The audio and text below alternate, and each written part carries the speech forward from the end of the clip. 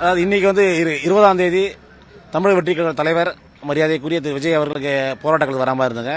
அவருடைய பாதுகாப்பு காரணம் காட்டி மாவட்ட காவல்துறை இங்கே வந்து ஏகனாக போகிறதுக்கு அனுமதி தரல. நாங்கள் நள்ளிரவு வரை போராடி பார்த்தோம்.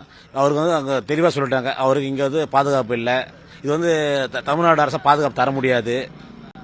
அவர் மிகப்பெரிய தலைவர் அவர். அதனால் வந்து நீங்கள் ஒரு மண்டபத்தை செலக்ட் பண்ணுறோம், தனியார் மண்டபத்தை கொடுத்துருக்காங்க பரந்தூர் பக்கத்தில்.